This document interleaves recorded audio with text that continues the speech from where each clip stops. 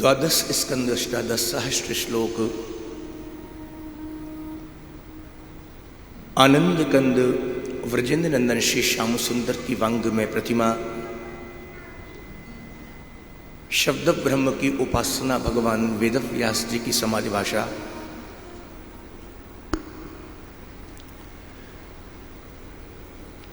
प्रथम स्कंध श्री सूत शौनक संवाद।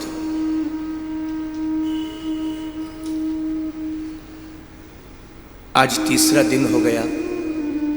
प्रेम से बोलो राधे राधे। हो गया तीसरा दिन, लेकिन हम तो पहले ही स्कंद में बैठे हुए हैं अभी। और आपको मालूम होना चाहिए, तृतीय दिवस की जो कथा है श्रीमद् भागवत के नियमानुसार, वो नृसिंह अवतार सप्तम स्कंध तक है। एक नियम है, तृतीय दिवस की कथा प्रहलाद चरित्र तक, और उसके बाद चतुर्थे कृष्ण जन्मनि। श्रीमद् भागवत जी के सप्ताह क्रम में चौथे दिन भगवान श्री कृष्ण का प्राकट्य नंदोत्सव, ये एक नियम है। लेकिन देखो ना, आप सबका प्रेम, आप सबका भाव, आप लोग ऐसे श्रोता सुनने वाले हैं कि मेरे को आगे बढ़ने ही नहीं दे रहे। और तीसरा दिन हो गया, अभी प्रथम स्कंद में ही अटके पड़े हैं हम लोग। आज प्रातः काल की वेला में जो आनंद मिला, मंगलवार मंगल मूर्ति श्री हनुमान जी को गाया सुंदरकांड के रूप में। हमारे खंडवा वाले तो न जाने कहां कहां।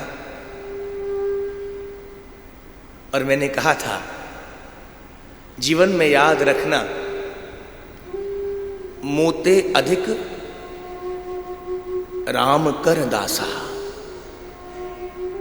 भगवान को याद करो या ना करो, लेकिन भगवान के जो दास हैं, यदि उनको याद कर लिया तो भगवान निश्चित रूप से आप पर कृपा करेंगे। कभी हनुमान जी को मिस मत कर देना। प्रेम से बोलो राधे राधे। हाँ। क्यों? इसलिए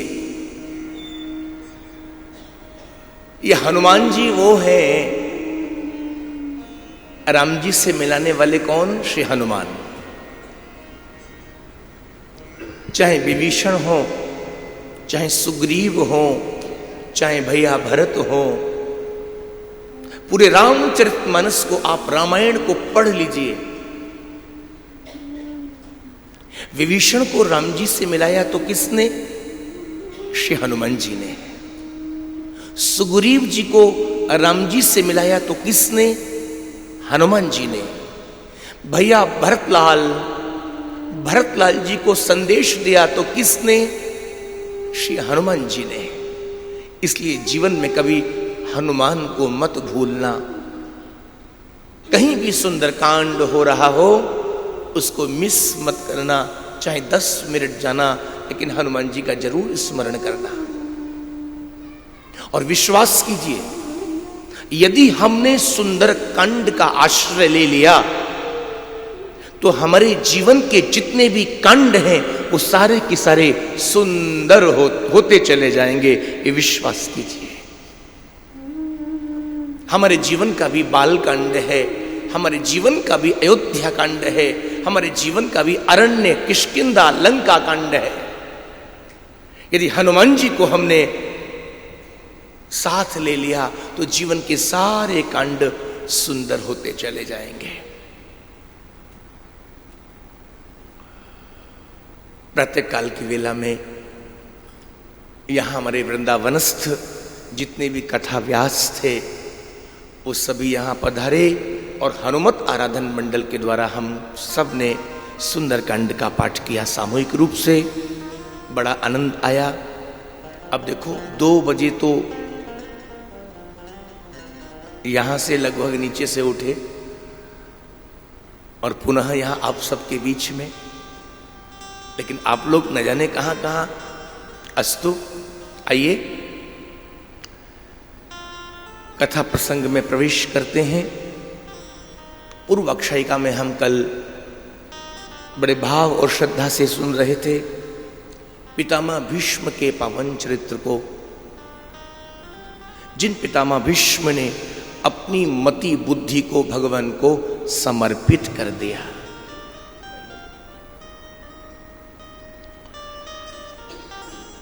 कथा प्रसंग को आगे बढ़ाते हुए सूत जी महाराज ने महाराज परीक्षित जी के जन्म प्रसंग को सुनाया। जिस बालक की रक्षा हुई ब्रह्मास्त्र से, भगवान के उस कृपा से, वो उत्तरा महारानी के गर्भ में जो बालक, आज वो समय आया।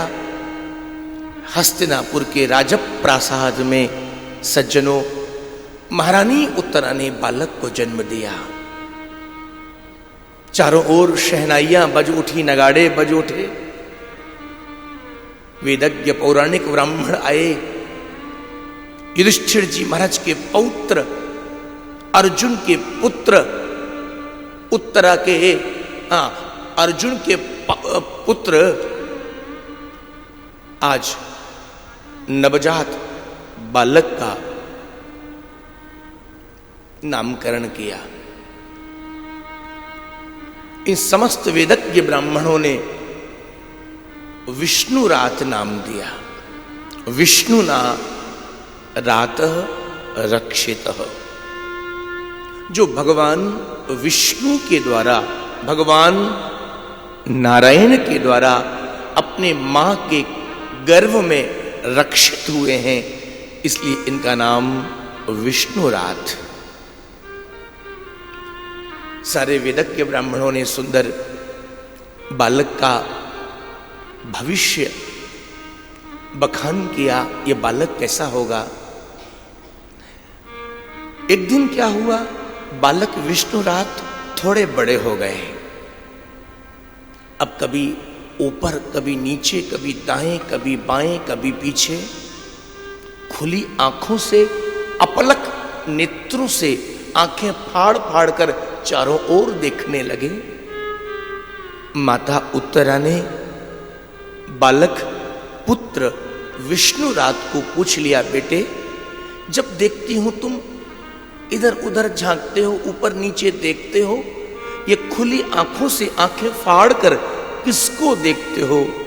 बालक विष्णु रात ने बड़ा सुंदर उत्तर दिया माता उत्तरा को, माता मैं तो उसको देख रहा हूं जिसको मैंने आपके गर्भ में देखा। जिन चतुर्भुज भगवान श्रीमन नारायण ने उस ब्रह्मास्त्र से मेरी रक्षा की आपकी कुक्षी में, वो परमात्मा भगवान मेरे को सामने दिखाई क्यों नहीं देते हैं। नाम पड़ गया आज विष्णु रात का दूसरा। एक बार हम लोग जय जयकार करें, बोलिए श्री परीक्षित जी महाराज की जय। यहां नाम पड़ा है परीक्षित। परीक्षित नाम क्यों?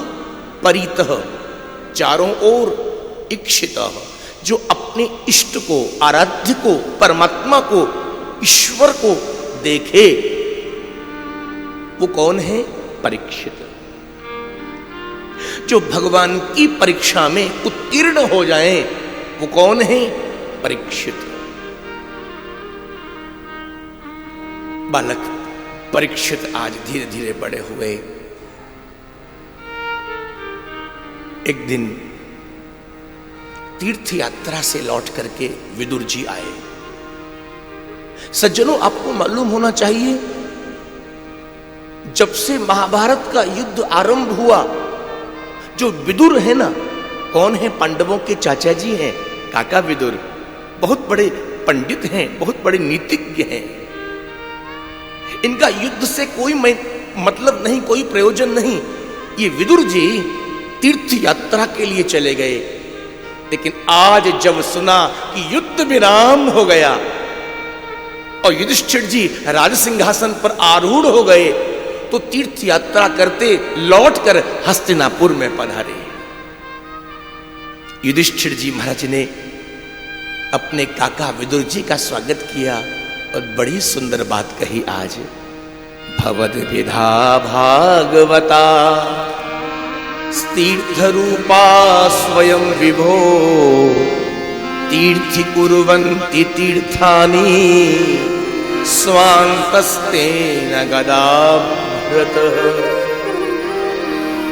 चाचा जी, आज हस्तिनापुर तीर्थ बन गई। क्यों ना तीर्थ बने? क्योंकि आप स्वयं परम भागवत हैं। भागवत माने भक्त हैं।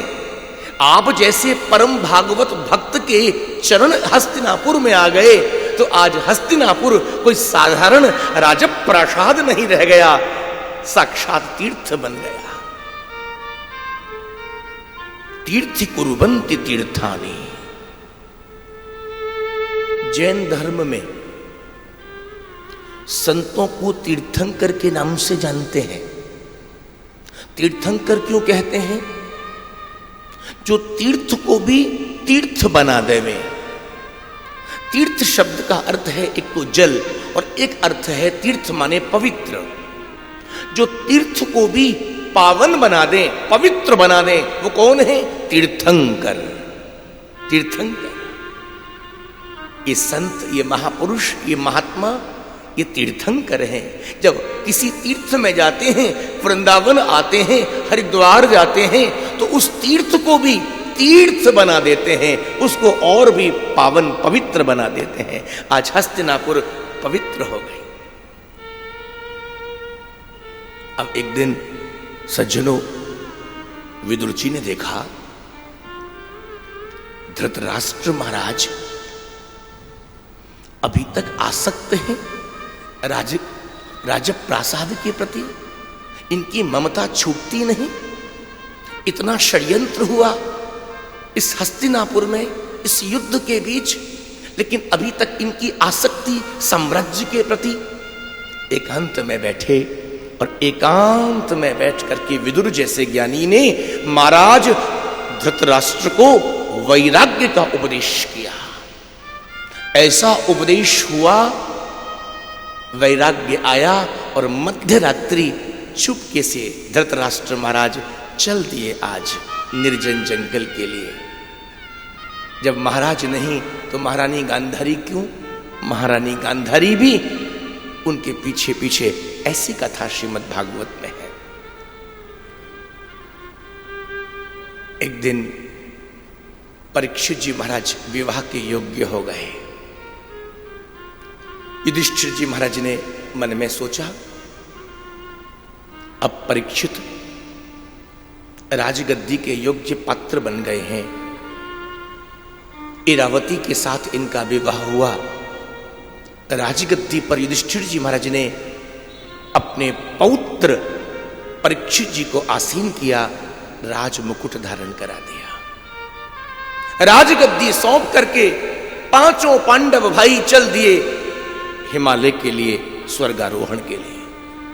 और आपने सभी ने वो कथा सुनी होगी, मैं संक्षिप्त रूप में आगे बढ़ रहा हूं। स्वर्गारोहण में केवल युधिष्ठिर जी महाराज ही सशरीर स्वर्ग में पधारे, स्वर्ग में पहुंचे।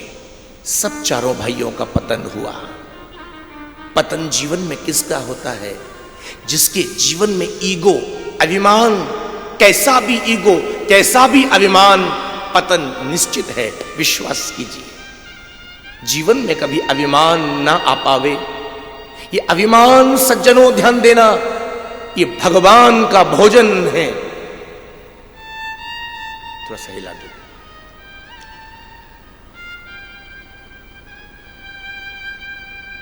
राधे राधे राधे राधे। ये अभिमान क्या है बोलो ना?